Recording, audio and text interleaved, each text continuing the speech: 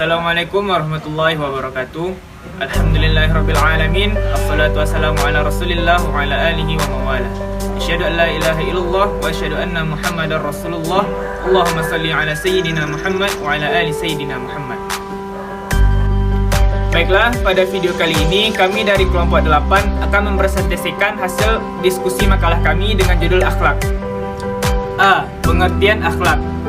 Akhlak berasal dari bahasa Arab, jamak dari bentuk mufradnya khuluqun, yang berarti budi pekerti, perangai, tingkah laku, dan tabiat. Sedangkan menurut istilah, akhlak adalah pengetahuan yang menjelaskan tentang baik dan buruk atau benar dan salah, mengatur pergaulan manusia, dan menentukan tujuan akhir dari usaha dan pekerjaannya. Menurut Abu Hamid Al-Ghazali, akhlak ialah sifat yang terpatri dalam jiwa manusia, yang darinya terlahir perbuatan-perbuatan yang dilakukan dengan senang dan mudah, tanpa memikirkannya, serta tanpa adanya renungan terlebih dahulu. Bismillah. Baiklah, adapun yang B, dasar-dasar hukum akhlak.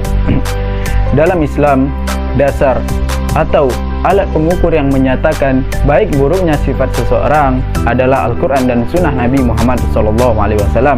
Ini hadis. Itulah yang baik untuk dijadikan pegangan dalam kehidupan sehari-hari. Sebaliknya, yang buruk menurut Al-Quran dan hadis itulah yang baik dan harus dijauhi. Kepentingan akhlak dalam kehidupan dinyatakan di dalam Al-Quran. Al-Quran sebagai sumber pengetahuan mengenai nilai-nilai dan akhlak yang paling terang dan jelas. Pendekatan Al-Quran dalam menerangkan akhlak yang mulia bukan pendekatan teoritikal, tetapi dalam bentuk konseptual dan penghayatan. Akhlak yang mulia dan akhlak yang buruk digambarkan dalam perwatakan manusia dalam sejarah dan dalam sejarahnya di dalam Al-Quran yang diturunkan. Al-Quran menggambarkan akidah orang-orang beriman, kelakuan mereka yang mulia, dan gambaran kehidupan mereka yang tertib, adil, luhur, dan mulia. Berbanding jauh dengan perwatakan orang-orang kafir dan munafik yang jelek dan merusak. Gambaran mengenai akhlak yang mulia dan akhlak keji begitu jelas dalam perilaku manusia sepanjang sejarah. Al-Quran menggambarkan perjuangan para rasul untuk menegakkan nilai-nilai murni dan mulia di dalam kehidupan, dan bagaimana mereka ditentang oleh kefasikan, kekufuran, dan kemunafikan yang mencoba menggayahkan tegaknya akhlak yang mulia sebagai teras kehidupan yang luhur dan murni itu. Allah berfirman, "Wa yahdi bihillahu man ittaba'a ridwanahu subulas salam wa yukhrijuhum minadh dhulumati ilan nuri biiznih wa yahdihi ila siratim mustaqim." Yang artinya, dan dengan kitab itulah Allah memberi petunjuk kepada orang-orang yang mengikuti keridhoannya ke jalan keselamatan, dan dengan kitab itulah Allah mengeluarkan orang-orang dari gelap gulita kepada cahaya dengan izinnya, wa yahdihim ila siratim mustaqim, dan menunjukkannya kepada jalan yang lurus. Quran surah Al-Maidah ayat 16. Oke, pribadi Rasulullah SAW adalah contoh yang tepat untuk dijadikan teladan dalam membentuk pribadi yang akhlakul karimah. Adapun yang C ialah tujuan akhlak. Akhlak bertujuan untuk menjadikan manusia sebagai makhluk yang lebih tinggi dan sempurna, dan membedakannya dari makhluk-makhluk yang lain menjadi suatu hal yang harus dimiliki oleh manusia agar lebih baik dalam berhubungan sesama manusia, apalagi kepada Allah Sang Pencipta. Sedangkan pelajaran akhlak atau ilmu akhlak bertujuan mengetahui perbedaan-perbedaan perangai manusia yang baik dan yang buruk, agar manusia dapat membedakan perangai-perangai yang baik dan menjauhkan diri dari perangai-perangai yang jahat, sehingga terciptalah tata tertib dalam pergaulan bermasyarakat. D. Pembagian akhlak. Yang pertama, akhlak terhadap Allah Subhanahu wa taala. Akhlak yang baik kepada Allah berucap dan bertingkah laku terpuji terhadap Allah Subhanahu wa taala, baik melalui solat, puasa, dan sebagainya. Berikut ini ada beberapa akhlak terhadap Allah Subhanahu wa taala. Yang pertama, beriman, yaitu meyakini wujud dan keesaan Allah Subhanahu wa taala serta meyakini apa yang difirmankannya. Sebagai iman kepada, seperti beriman kepada malaikat, kitab-kitab, rasul-rasul, hari kiamat, dan qada dan qadar. Beriman merupakan pedoman dari seluruh bangunan akhlak Islam. Yang kedua, taat, yaitu patuh kepada segala perintahnya dan menjauhi segala larangannya. Sikap taat kepada perintah Allah Subhanahu wa taala merupakan sikap yang mendasar setelah beriman, merupakan gambaran landasan dari adanya iman di dalam hati. Yang ketiga, ikhlas. Ikhlas ialah melaksanakan perintah Allah dengan pasrah tanpa mengharapkan sesuatu kecuali keridhaan Allah Subhanahu wa taala. Yang keempat, khusyuk.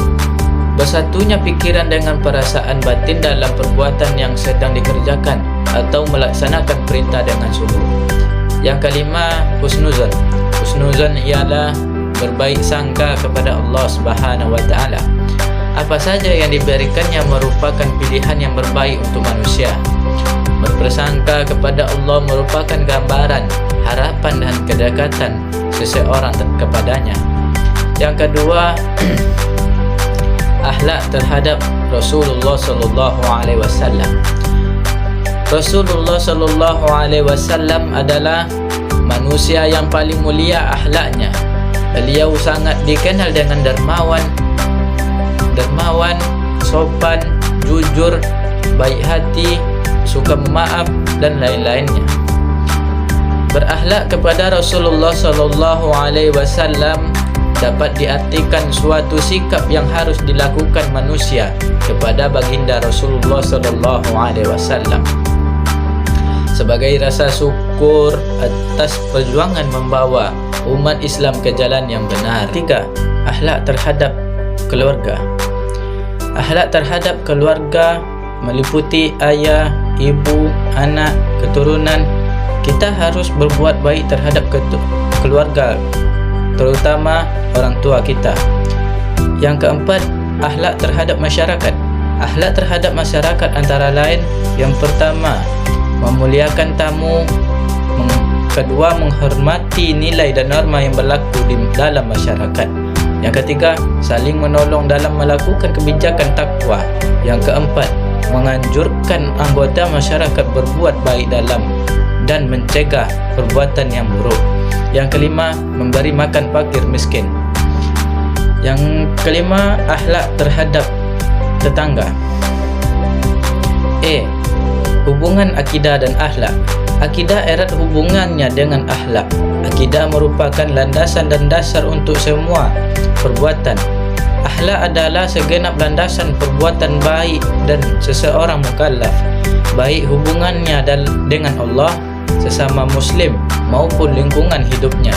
Oleh sebab itu, keduanya tidak dapat dipisahkan, seperti halnya di antara jiwa dan raga. Jadi, kesimpulan kami dari makalah kelompok 8, Rasulullah sallallahu alaihi wasallam menganjurkan umatnya untuk berbuat baik dalam gerakan gerak-gerik atau perilaku kita terhadap kehidupan sehari-hari, berakhlak mulia dan bertindak melakukan sesuatu terutama yang menyangkut hubungan dengan Allah sebagai pencipta alam semesta, termasuk kita sebagai manusia. Cukup sekian dari kami.